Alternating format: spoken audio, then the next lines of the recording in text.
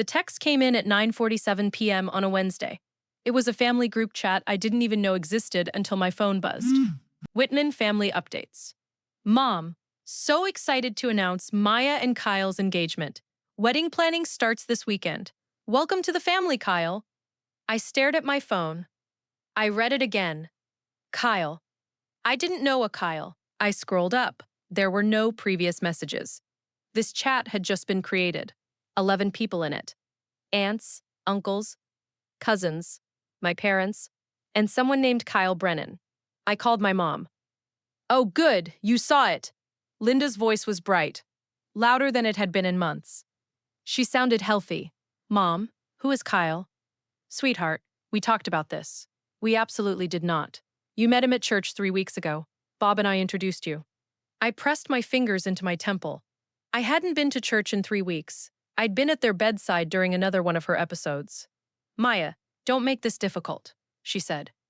And her voice shifted, tight, controlled.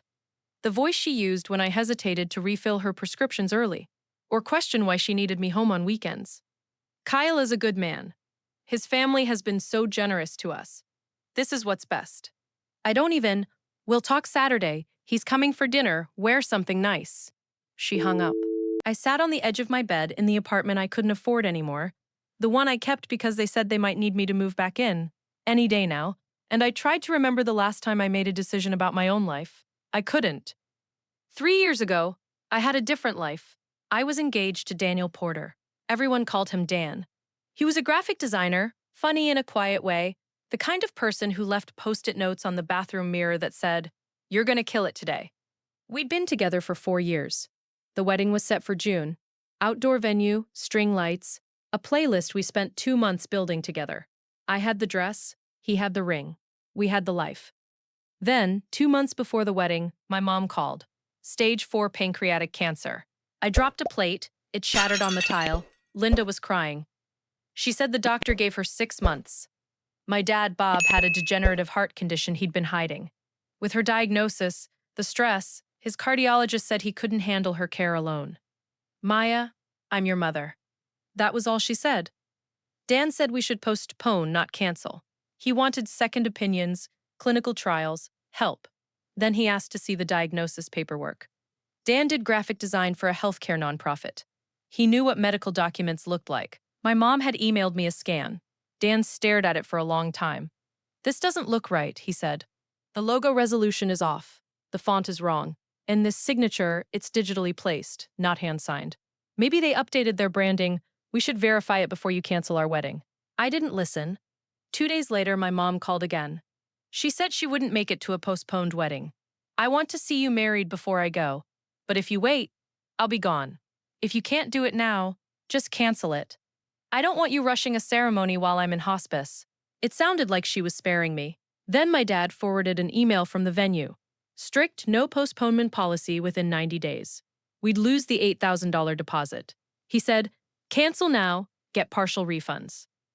Postpone and she dies before the new date, you lose everything. It made sense. I canceled the wedding. Dan didn't stop. He sent articles about medical fraud. He wanted to hire a private investigator. He showed up at my parents' house with a folder, examples of fake documents. Proof he'd called the hospital and they have no Linda Whitman in oncology. My mom answered the door in her bathrobe, pale and trembling. Why are you doing this to me? She whispered. I'm dying and you're harassing me because Maya chose her family? I told him to leave. He sent one more email. Please read this before you make your final decision. I never opened it. My mom saw the notification on my laptop. She said, he's trying to manipulate you. This is what abusers do. I deleted it. I moved back into my childhood bedroom. I became a caretaker. I learned pill schedules, drove them to appointments I was never allowed into, paid their bills. Every time I tried to leave, there was a relapse. I stopped working full-time, stopped seeing friends, got used to my mother's voice calling my name. That was 3 years ago. Now I'm 31, barely affording a studio apartment, still going to their house 4 times a week. And I just found out I'm engaged to a man I've never met. Saturday came too fast. Kyle Brennan arrived at 6 p.m., holding a bottle of wine like it was a shield. He was 28, tall, average build, the kind of guy you'd forget in a lineup. He didn't look at me when my dad introduced us. He shook my hand like we were closing a business deal. Dinner was painful. My mom had actually cooked, which she hadn't done in months. Roast chicken, mashed potatoes, the works. She was laughing, animated, wearing makeup. My dad poured wine and told stories. They looked healthy. Kyle barely spoke. When he did, it was one-word answers. He worked in IT, he lived near his parents, he didn't have hobbies. My mom filled the silence. We've known the Brennans for years. Such a wonderful family. Kyle's father and your dad go way back. I looked at Kyle. He looked at his plate. After dinner, my parents disappeared into the kitchen. Kyle and I sat in the living room like strangers at a bus stop. I'm sorry, he said quietly. I blinked. For what? This is weird. I know it's weird. Then why are you here? He opened his mouth, closed it. My parents said it was important. That was all he gave me. I left an hour later. My mom hugged me too tight at the door. He's perfect for you, sweetheart. You'll see. I drove home in silence. The next morning, I went back to their house. My mom had asked me to pick up a package. The front door was unlocked. I walked in and called out. No answer. The package was on the counter. I grabbed it. Then I noticed my dad's office door was cracked open. I don't know why I went in. Maybe because the room had been off limits my entire childhood.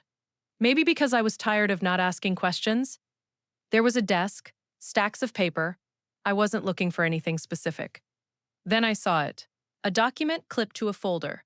Promissory note, Brennan Family Trust. I pulled it out. My parents owed the Brennans $140,000. The note was dated 2 years ago. Terms, repayment due in full by December 2025. 3 months from now. My hands shook. I kept digging. Bank statements, credit card bills, a letter from a debt collection agency. Then I heard a car door slam outside. Voices. My mom's laugh. I shoved the papers back and slipped out of the office just as the front door opened. Maya? My mom called. Just grabbing the package, I said, holding it up. She smiled. Thank you, sweetheart. I left. But that night, I couldn't stop thinking about the number. $140,000. I drove back, parked down the street. I don't know what I was looking for. Then I saw my mom standing in the driveway on her phone. The window was cracked. Her voice carried. She'll agree. She always does. Once they're married, the Brennans said they'll forgive the debt. It's handled. Pause. Kyle's not thrilled, but his parents are making him go through with it. He knows what's at stake. I sat in my car trying to breathe. They weren't introducing me to someone. They were selling me. I didn't confront them. I started watching. Tuesday, I told my mom I'd pick up her prescriptions. I went to the pharmacy and asked for her refill list under her date of birth. The pharmacist pulled it up. Looks like she hasn't filled anything in 4 months. That can't be right. She turned the screen toward me. Last refill, July. Maybe she switched pharmacies? The pharmacist offered. Maybe. I went home and checked the pill bottles I'd been organizing every week. I opened one. The label said ondansetron, nausea medication for chemo patients. I Googled the pill inside. Ibuprofen. I opened another generic painkiller labeled as something else. My chest went tight. Thursday, my mom called. Can you take me to my oncology appointment tomorrow? Your father's not feeling well. Of course. I picked her up at 9 a.m. She was moving slow, leaning on me as we walked to the car. She groaned getting into the seat. Where's the appointment? I asked. St. Mary's, 3rd floor. I'd never been inside with her before. She always said the appointments were too emotional, that she needed privacy with her doctors. We pulled into the St. Mary's lot. She grabbed her purse. I'll come in with you, I said. Her face tightened. Maya, I told you, I want to meet your oncologist. I want to ask about clinical trials. She stared at me. Then she smiled. Okay, that's sweet. We walked inside. She led me to the elevator, 3rd floor. We stepped out into a hallway. She walked toward a door marked Radiology Imaging Services. Not oncology. Mom, I said, this isn't the cancer center. They moved my doctor, she said without looking back. I didn't follow her in. I went to the main desk. Excuse me, where's the oncology department? 5th floor, the woman said. I took the stairs back down. I sat in my car. She came out 20 minutes later. Looking tired, pale, she got in without a word. I didn't ask. That night, I couldn't sleep. I kept thinking about the pills, the office, the radiology door. Saturday, I drove to Riverside Country Club. It was a guess. My mom had mentioned it once years ago. Her friend was a member. I paid the guest fee and walked in. And there they were. My mother in tennis whites, laughing with two women on the court. My father at a table near the green, coffee in hand, sunglasses on, looking relaxed. Not sick, not dying, healthy. I pulled out my phone. I took 3 photos. My hands were shaking so hard I almost dropped it. I walked back to my car. I sat there for an hour watching them through the chain link fence. My mom served. My dad waved to someone. They looked better than I'd seen them in years. I drove home. I didn't cry. I didn't scream. I just sat on my floor and stared at the photos until my eyes blurred. I couldn't stop thinking about what Dan said 3 years ago. I sent you proof. Did you even look at it? I told him I never got anything. He said he mailed it, emailed it, even tried to drop off a package. I never saw any of it. Which meant my parents did. Tuesday morning, I told my mom I'd come by to help with laundry. She said they'd both be out. Physical therapy appointments. I knew that was a lie now, but I said okay. I waited until their car pulled out of the driveway. Then I let myself in with the spare key I'd never given back. I went straight to the garage. Boxes. Old furniture. Holiday decorations. I started pulling things off shelves. Then I saw it. A cardboard box shoved behind a stack of storage bins. It was labeled in my dad's handwriting. Maya. Old mail. I pulled it down. My heart was pounding. Inside, letters, printed emails, padded envelopes, all addressed to me, all unopened. The first envelope was dated 3 weeks before my wedding. I ripped it open. Maya, I hired a private investigator. I know how that sounds, but something isn't right. Your parents aren't sick. I have proof. Please look at the flash drive before you cancel everything. I'm not trying to control you. I'm trying to protect you. I love you. Dan. There was a flash drive taped inside the envelope. My hands were shaking. I took the whole box. I locked the garage. I left. I sat in my apartment with the flash drive in my hand for 10 minutes before I plugged it in. Folders, photos, documents, videos. I clicked the first photo. My parents, hiking. My mom in athletic gear, smiling, holding a water bottle. The date, 1 week after her diagnosis. Another photo. My dad on a boat, tan, healthy. I opened a document. Wedding vendor refund summary. Venue deposit, $8,000, refunded to Linda Whitman. Caterer, $4,200 refunded. Florist, $1,800 refunded. Photography, $3,000 refunded. Total, $17,000. All deposited into their account. I opened another file. A medical records request Dan had filed. St. Mary's Hospital had no oncology records for Linda Whitman. No cancer diagnosis. Nothing. The last folder was labeled Insurance Claims. Documents from the state's Disability Assistance Program. Applications filed under my name as primary caretaker for 2 disabled adults. Approved benefit, $38,000 over 2 years, deposited into my parents' joint account. I sat there staring at the screen. Dan tried to warn me. He sent proof, and they hid it in a box in the garage like it was trash. I grabbed my phone. I hadn't deleted Dan's contact. I just hadn't looked at it in 3 years. I called. 2 rings. Maya, his voice cracked. I'm sorry, I said. Silence. Then, I never stopped trying. I know. I found the letters. Do you still have the flash drive? Yes. Good, he said. Because I still have copies of everything. We met at a law office on Wednesday. Dan looked older, tired, but when he saw me, something in his face softened. Hi, I said. Hi. We didn't hug. It didn't feel right yet. The lawyer's name was Jessica Cho. She was sharp, mid-40s, no patience for small talk. Dan had already briefed her. She looked at me. Did you bring the flash drive? I handed it over. She plugged it in, opened folders, scrolled through photos, documents, bank statements. Her expression didn't change.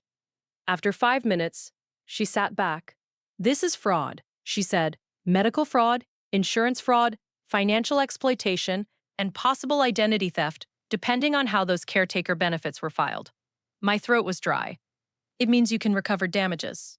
It means they could face criminal charges if you want to press them. I looked at Dan. He was watching me. What do I do? I asked. Jessica leaned forward. We can send a demand letter first. Legal, clean, direct. We outline what they did, what they owe you, and what happens if they don't comply. If they refuse, we file a civil suit. If you want, we can also report the insurance fraud to the state. How much can I get back? She pulled up a notepad. Wedding refunds, $17,000. Fraudulent insurance payouts, $38,000.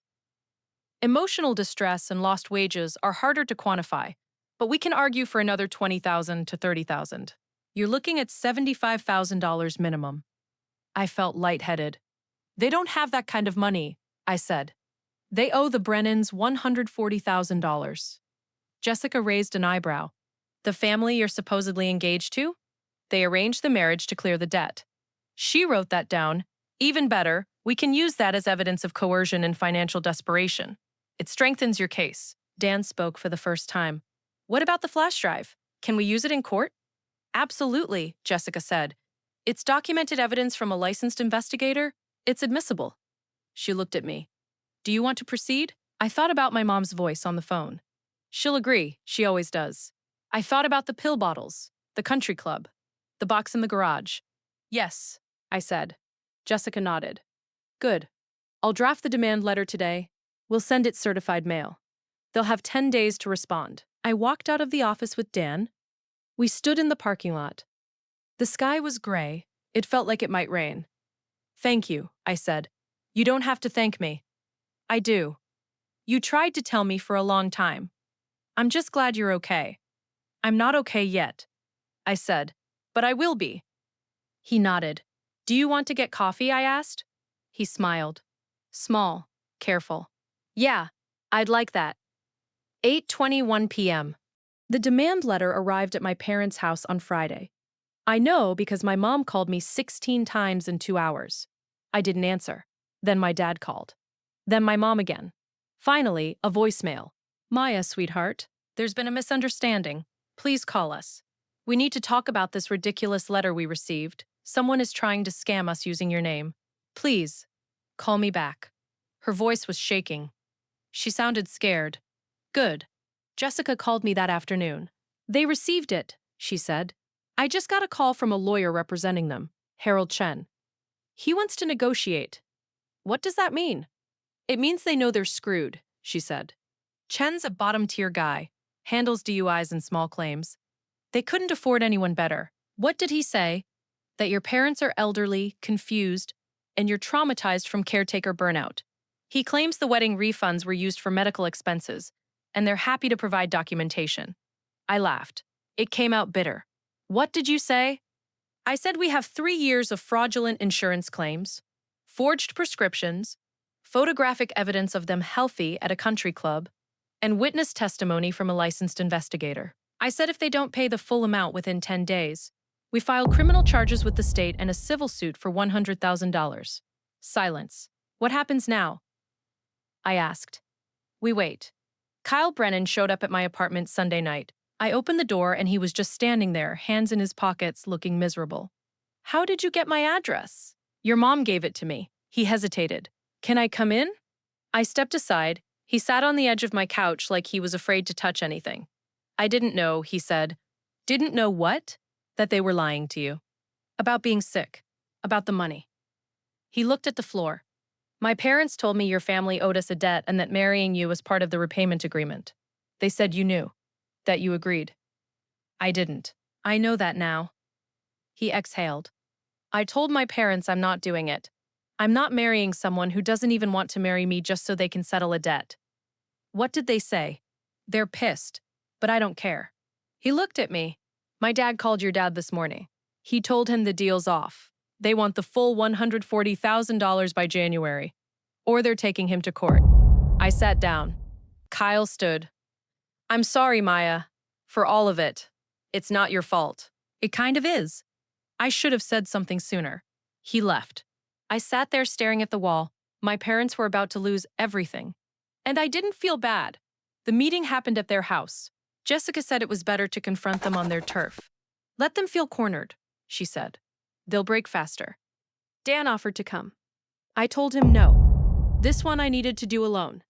Well, not alone. Jessica came with me. We walked in at 10 a.m. My parents were sitting at the dining table.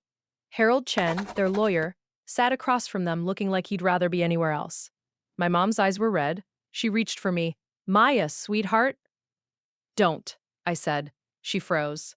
Jessica set her briefcase on the table. She pulled out a folder and spread the contents across the wood. Photos, bank statements, the flash drive, the insurance documents. Let's be clear, Jessica said. We have everything, the hiking photos, the country club membership, the wedding refunds you pocketed, the $38,000 in fraudulent caretaker benefits, the intercepted letters from Mr. Porter. All of it. Harold cleared his throat. My clients are willing to. Your clients are going to sit quietly and listen, Jessica said. She didn't raise her voice. She didn't need to. She slid a document across the table. This is a settlement agreement. You will repay $75,000 in damages within 60 days. You will sign a confession acknowledging the fraud. You will release Maya from any financial obligation to you, now or in the future. And you will not contact her unless she initiates it. My dad's face went pale. We don't have $75,000. Then you sell the house, Jessica said. Liquidate your assets. I don't care how you get it. My mom started crying. Real tears this time. Not the performance kind. Maya, please, she whispered. We're your parents. I looked at her. For 3 years, I heard her voice calling my name from the other room. I gave up my career, my home, my fiancé. I believed every word, and the whole time, she was playing tennis. You told Dan I was better off without him, I said quietly. You said he was controlling, abusive. She opened her mouth. You hid his letters in the garage like trash, I continued. You stole my wedding refunds. You used my name to commit insurance fraud. You tried to sell me to the Brennans to cover your debt. We were going to pay you back. When? My voice cracked. After I married Kyle? After you bled me dry for another 10 years? She didn't answer. Jessica tapped the document. You have 10 days to sign. If you don't, we file criminal charges and a civil suit. The state will investigate the insurance fraud. You'll lose more than the house. Harold looked at my parents. I'd advise you to settle. My dad's hands were shaking. We'll sign. I walked out without looking back. Jessica followed. In the driveway, I stopped. My legs felt weak. You did good, Jessica said. I nodded. I got in my car and drove away. They signed. 60 days later, the money hit my account. $75,000. Paid from the sale of the house my childhood happened in. I stared at the number on my phone screen for a long time. I didn't feel victorious. I just felt tired. The family found out 2 weeks after the settlement closed. Aunt Carol called me first. I heard, she said. From Jess. She saw the documents when she helped your parents pack. And I believe you. Her voice was steady. I always thought something was off. Your mom was too sick, you know. But I didn't want to overstep. It's fine. It's not fine, Maya. But I'm glad you got out. Uncle Raymond called next. He didn't apologize. He just said, your mother won't be welcome at family events anymore. Thought you should know. I thanked him. I didn't ask if I was welcome. I wasn't ready to find out. Kyle texted me once. I'm sorry again. For everything. I hope you're okay. I didn't respond. His family took my parents to court for the $140,000. I don't know how that ended. I didn't ask. I saw Dan once a week, coffee on Tuesdays, sometimes lunch. We didn't talk about my parents. We talked about work, movies, the weather, small things. One day he asked, do you regret it? Regret what? Calling me? Going after them? I thought about it. No, I said, I regret believing them for so long. But not this. He nodded. Good. We sat in silence for a while. I'm not trying to get back together, I said. He smiled, sad, but real. I know. I just needed you to know that. I do. He looked at me. But I'm not going anywhere, Maya. Even if it's just coffee. Okay, okay. I moved 3 months later. Smaller place, cheaper rent. But it was mine. No parents. No history. Just space. I got a job at a nonprofit, part-time at first, then full. It wasn't glamorous. But I didn't feel trapped. Her name was Dr. Patel. She didn't sugarcoat things. You're going to be angry for a while, she said during our third session. I'm angry now. Good. You should be. Let yourself feel it. So I did. A year later, Dan and I went to dinner. Not coffee. Dinner. He told me about a freelance project. I told him about a promotion I didn't apply for but got anyway. At the end of the night, he walked me to my car. This was nice, he said. It was. Can we do it again? I looked at him. The same Dan, a little older, a little more careful, but still him. Yeah, I said. We can. He smiled. I drove home with the windows down, music off, just the sound of the road. I didn't have everything figured out, but I wasn't drowning anymore, and that was enough.